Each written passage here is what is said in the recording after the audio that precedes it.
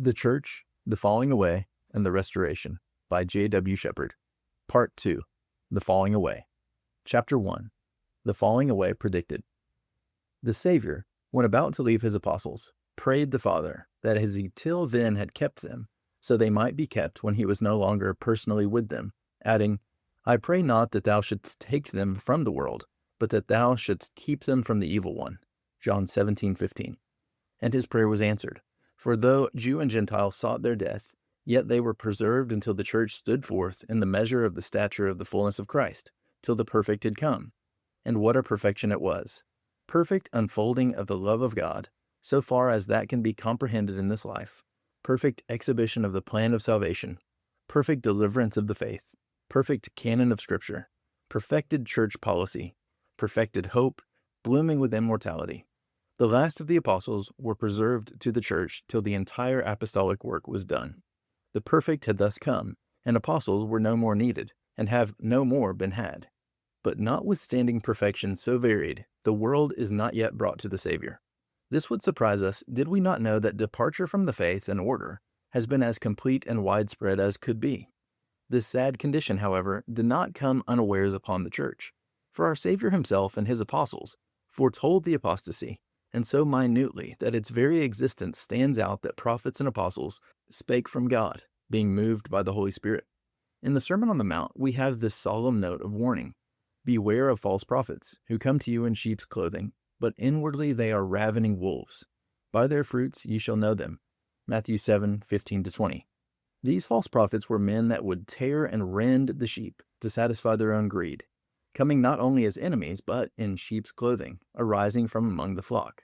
On careful examination, it will be found that the apostles never taught the disciples to look for an unbroken triumph of Christianity.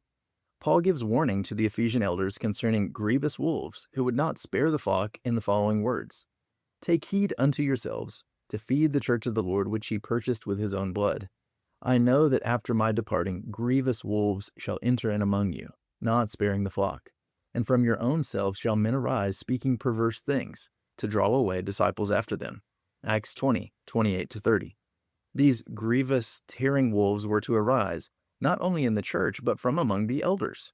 They would care for the fleece, not for the flock, speaking perverse things to draw away from the truth of God. Paul's epistles repeat the warning to the Ephesian elders in various and awful forms. He wrote his second letter to the church in Thessalonica for the express purpose of guarding the church against the expected return of the Lord before the falling away in the church, and the man of sin be revealed, the son of perdition, that he opposeth and exalteth himself against all that is called God or that is worshipped, so that he sitteth in the temple of God, setting himself forth as God. 2 Thessalonians 2:3-4. In this, it is clearly set forth that a principle was at work in the church that would work out developments and organizations that would set aside the authority of God. The place or prerogative of God is to sit as lawmaker, to make laws for his kingdom and his people.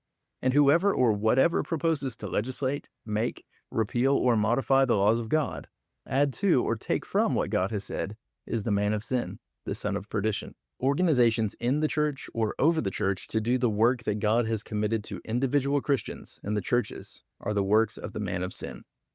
Concerning false apostles, Paul gave this warning. For such men are false apostles, deceitful workers, fashioning themselves into apostles of Christ.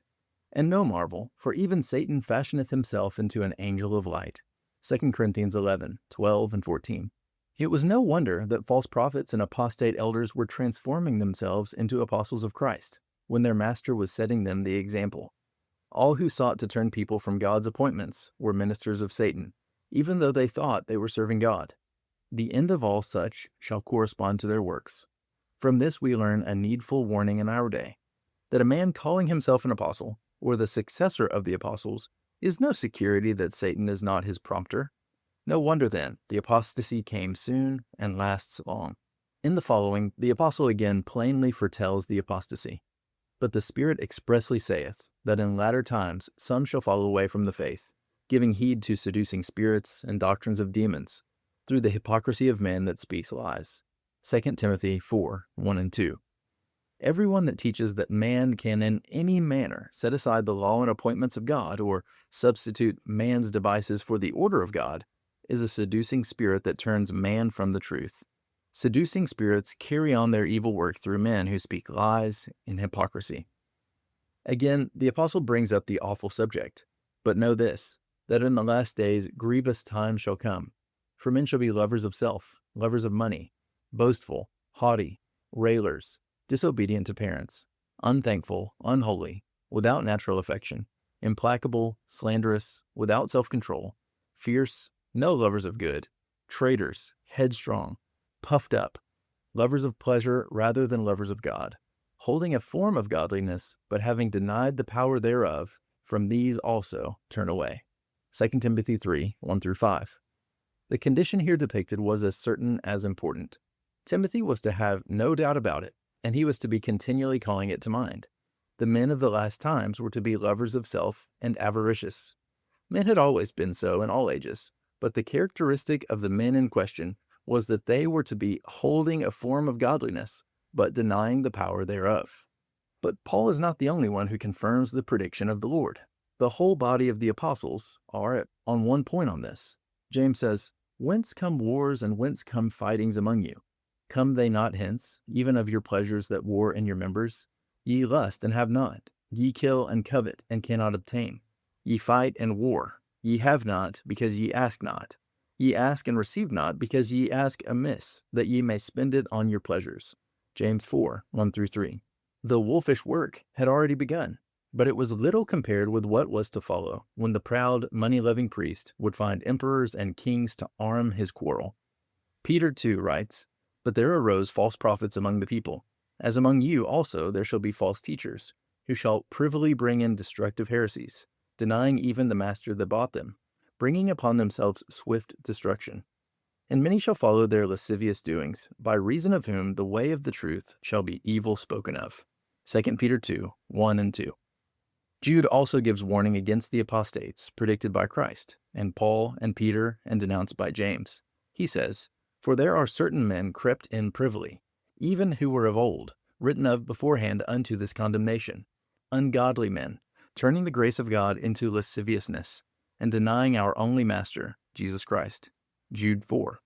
The self-styled vicar of Christ, with all his horde of dignitaries and all the multitude of corruptions and other sectarian bodies, are sure that this can have no reference to them, because they have never denied Christ, but on the other hand, have filled the world with their various creeds and confessions of faith.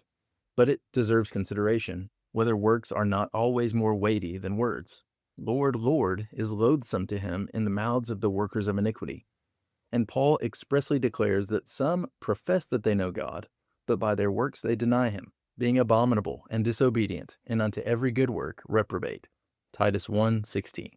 Coming down to John, the last of the apostles, and in point of time nearest to the apostasy, we read, "Little children, it is the last hour. And as ye heard that Antichrist cometh, even now there have risen many Antichrists, whereby we know that it is the last hour. They went out from us, but they are not of us. For if they had been of us, they would have continued with us. But they went out, that they might be manifest that they are not of us." 1 John 2, 18-19. These antichrists were not open enemies, but wolves in the garb of sheep. Then we read, "Beloved, believe not every spirit, but prove the spirits, whether they are of God, because many false prophets are gone out into the world." 1 John 4:1.